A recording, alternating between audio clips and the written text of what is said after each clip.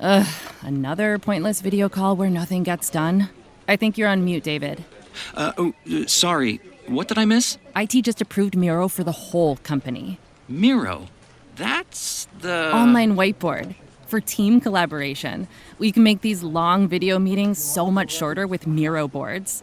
We can share ideas, feedback, and updates on them whenever. Actually see what we're talking about. It's all online. Miro will make our flexible work setup so much easier. With one virtual space for our brainstorms, projects, presentations. Oh, that sounds kind of amazing.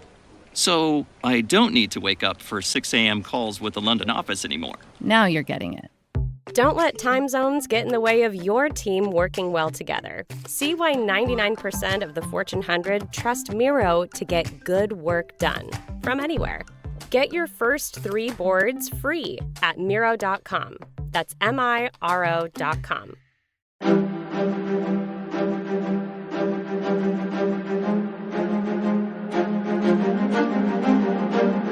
Hello, and thank you for listening to The History of World War II podcast, episode 360, The Germans Have Returned. As covered last time, RAF pilot Tom Neal would be heading home in December of 1941, and his feelings on that covered the spectrum. He was relieved, happy, joyful even. But he would miss his friends, and they would be up against it, as rumors were going around that the Germans were returning to Sicily. Still, his new post as tactics officer for Number 81 Group would allow him to contribute to the war effort, but it was time for other men to learn what he had learned. That is, if they survived the deadly lessons of air combat. During December, Tom, as was his wont, would sit around, drink, and talk to his friends. Not that they all agreed on everything. Tom's contention was that, as the British Empire had survived, won, the Battle of Britain, and the Americans were now in the war, victory was assured. It would just be messy and take some time. But some of the others retorted with, well, now that the Japanese are going after British possessions in Asia, the British Empire had to fight all over the world, which would stretch their resources. And in that stretching was opportunity for the Axis. We'll see, was Tom's reply. But for now, until he sailed home, he was off operations. No, it was up to others to protect Malta, whether the Germans, in their 109s, came back or not. The loss of the carrier Ark Royal was not the only bad news for Malta. At that exact moment, the Royal Navy had 2 other carriers in dry dock under repairs, and a third, after running aground, would also need some attention. And with no carriers for reconnaissance or to project power, no convoy could be risked by sending it to the island. The only convoy that got through in December was the Breckenshire, containing oil, but that had come from the relatively nearby Alexandria.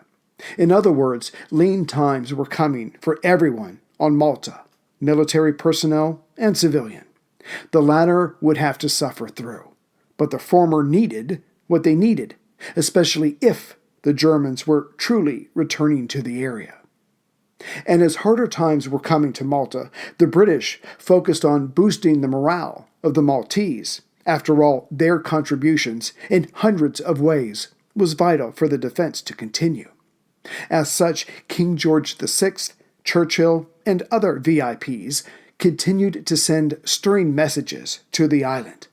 Back in April, when Lord Louis Mountbatten visited Malta, he came up with the idea of the king awarding the George Cross to the Maltese people as a whole, and King George liked the idea, but felt he should hold off. After all, he could only do it once, and it would be better if it came after some major event, should that take place. As for domestic harmony on the island, well, as much as was possible during a war, we've already seen where the British and Maltese authorities had detained 62 men and 12 women who were known to be pro-Italian. One of those men was a former Chief Justice, and another, a priest. But as they held sway over the populace, they could not be allowed to roam free. Eventually, some 40 people would be transferred off Malta and sent to Uganda. Considering the bombing campaign that was coming, They were the lucky ones. Also, as previously covered, Malta was a fortress of the Catholic faith, and at this time a new Archbishop of Malta was needed. Even in this, former Governor Dobby and London were involved, as it meant much to the Maltese.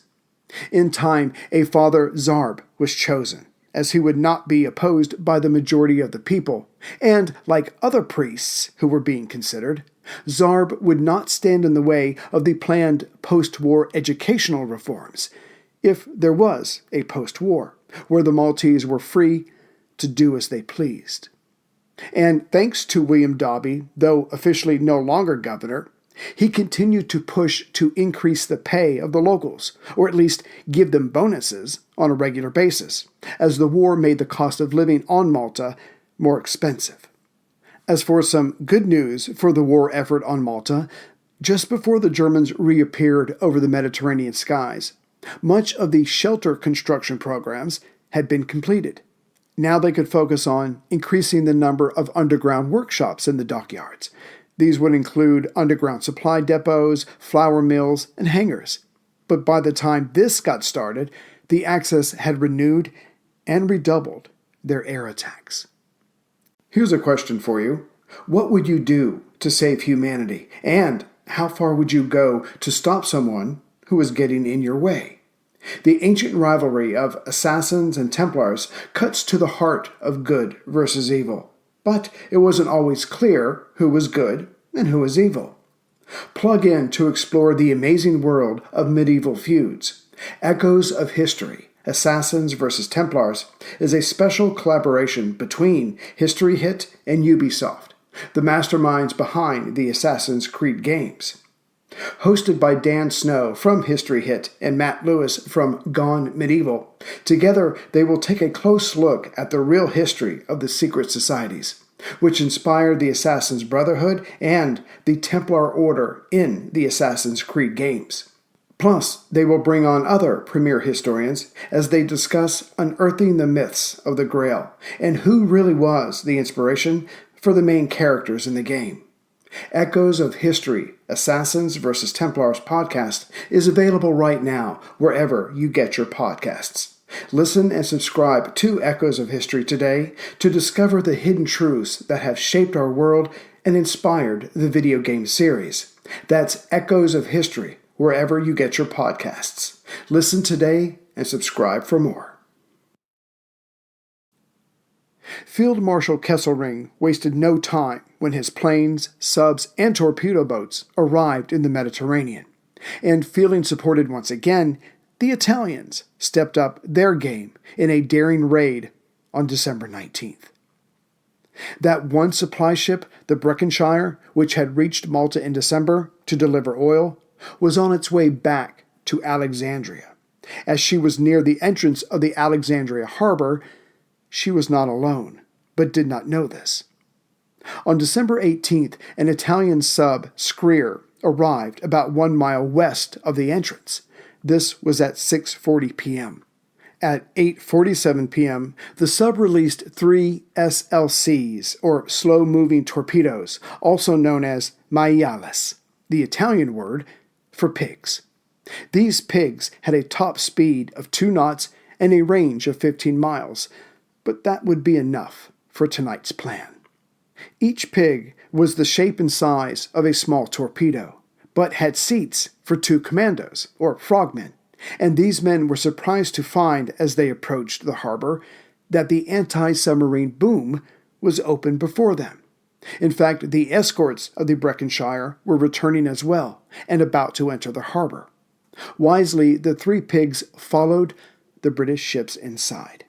Now inside, the 3 maiales went for their respective targets, the battleships Queen Elizabeth and Valiant, and a fleet oiler. Maiales 221 went for the Valiant, the other 2 for the other British vessels. By now, it was December 19th, 2:30 a.m.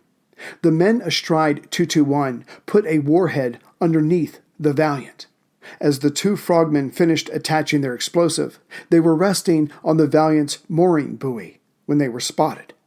Captured, they refused to answer any questions, so were detained. At 6 a.m., one of them asked to speak to the ship's captain, Morgan. He told the captain of the explosive and that it would go off at any moment. He was returned to his cell. Just before this conversation, an explosive attached to the oiler Sengona detonated. Unfortunately for the British, the Sengona had 4 destroyers near her refueling. One of these was the Jervis, which had recently done good service for the war effort. All 4 destroyers were damaged. 6 minutes after Captain Morgan had put his prisoner back into his compartment, the bomb under it went off.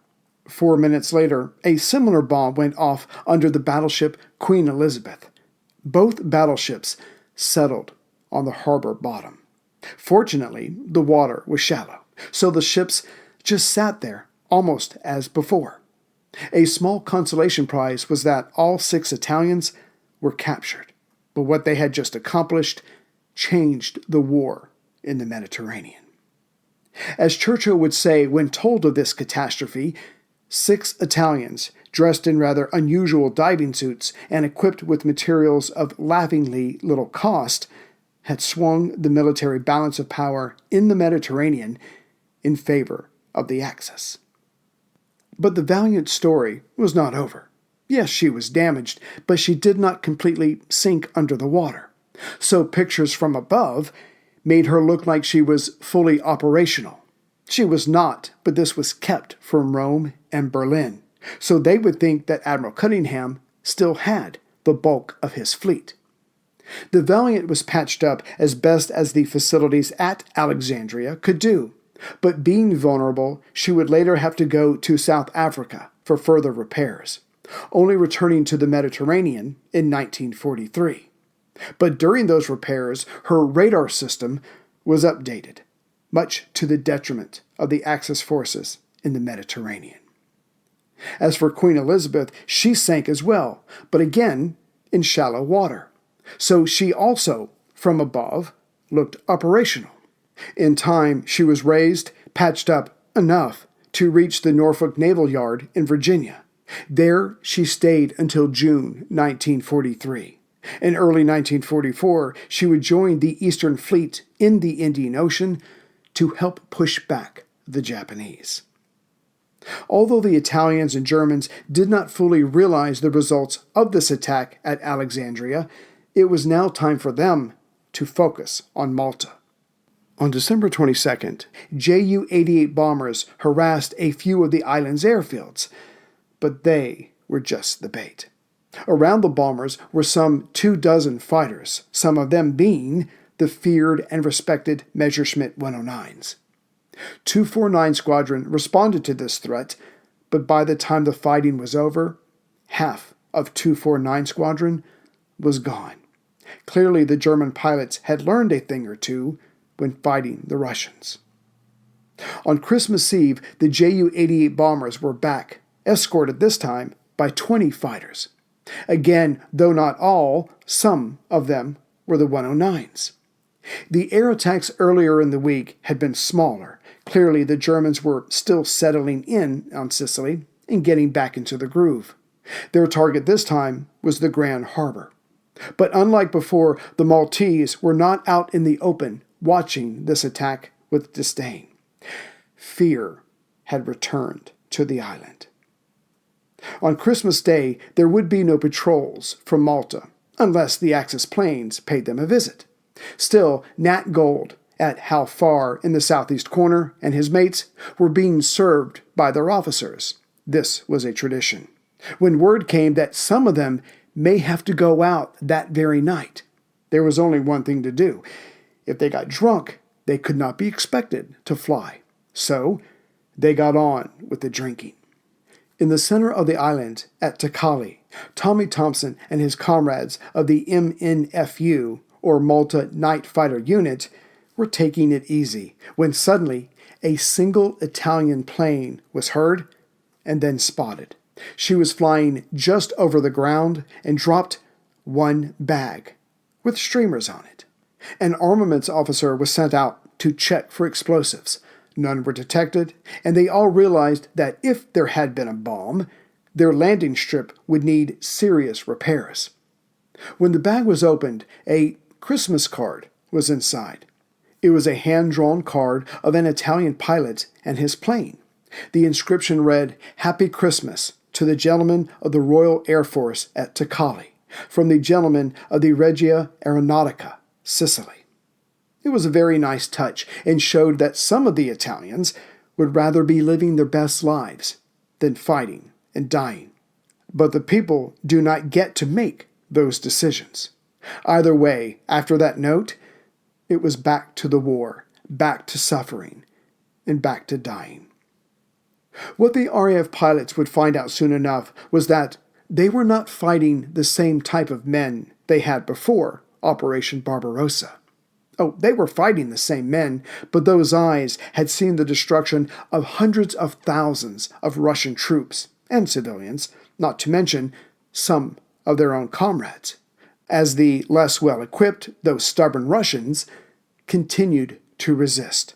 No, the German pilots had much of their mercy stripped away on the Eastern Front. And Kesselring would use these men, now filled with hate and cruelty, to good effect. First was to step up the number of attacks. This would lessen the amount of time the defenders had to make good repairs or get their planes operational again. Kesselring put it best in his memoir. Malta had assumed decisive importance as a strategic key point, and my primary objective at the beginning was to safeguard our supply lines by smoking out that hornet's nest. To be sure, he needed a few more days to get his men and equipment into place on Sicily, but by the new year, it would be done. And unbeknownst to Kesselring, he was off to a ringing start. Between the Italian raid on Alexandria, the sinking of the carrier Ark Royal, with 3 more carriers in dry dock, and the increasing air raids over Malta that saw the reduction in RAF planes and pilots, not to mention their airfields that needed constant repair, he was well on his way. As for Admiral Cunningham, he had to honestly report to London that he, at present, because of that Italian raid, could not contain the Axis ships going from Italy to North Africa.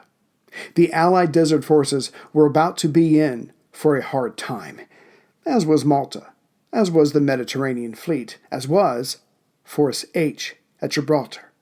The war was swinging back to the Axis favor. On Boxing Day, December 26th, so named because, well, there are several theories, but one is that during the 1830s in Britain, that was the first date after Christmas where the Postal Service would resume including boxes in their deliveries. The Germans were back and in force. Lucca Airfield, about 3 miles to the northwest of Halfar, again, that's in the southeast corner, was bombed. Meanwhile, German reconnaissance planes, their version of Warby, took pictures of much of the island to get a sense of the dispersal of Allied defenses. And as their reconnaissance planes were protected by 45 fighters, they had no trouble completing their mission. As these increased bombings had been going on for about a week now, Hugh Pugh put together his estimate of what Kesselring was up to. Step 1 was to reduce Malta's air defensive capabilities. With that done, more German bombers could attack the island with impunity. This was being realized by the 3 main airfields, Halfar, Lucca, and Ticali, getting hammered each and every day. But more than that, some of the bombs that rained down were anti-personnel bombs, augmented with machine gun fire, to take out as many support crew as possible, further reducing the chance of damaged fighters being repaired. Next, Grand Harbor was to receive attention, again, each and every day. But this was not to hit the civilians to cause panic. No, Kesselring was way beyond that point now. All the facilities there, including any ships in harbor at the time, and again harbor personnel, were to be eliminated. Malta, without the Grand Harbor, would not be the bulwark against Axis convoys it had once been. Also, and even if it was a single plane, each and every night, a bomber would come and harass some part of the island. No sense in letting the defenders have a decent night's sleep. With all this said and done, then invading the island could be considered. For example, just past midnight, now January 1st, 1942, a single German bomber flew towards Malta. The moonlight was bright. The pilots had no trouble for making for Takali in the center of the island.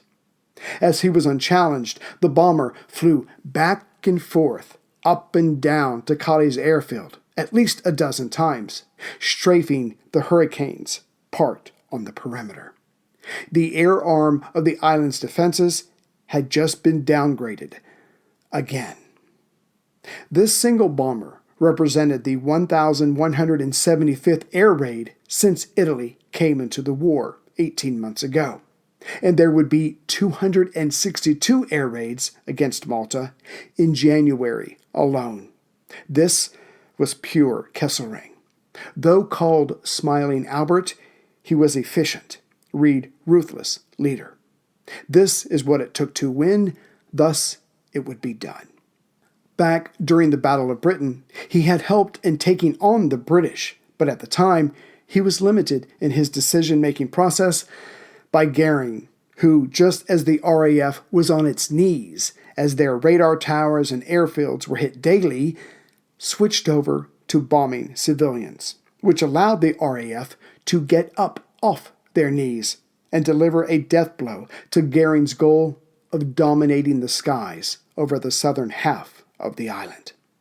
But here, now, Kesselring was in charge, and he only answered to Hitler. So freed, he would accomplish his task. With the return of the Messerschmitt 109s, the Hurricanes on Malta were bested in speed and altitude, simply put.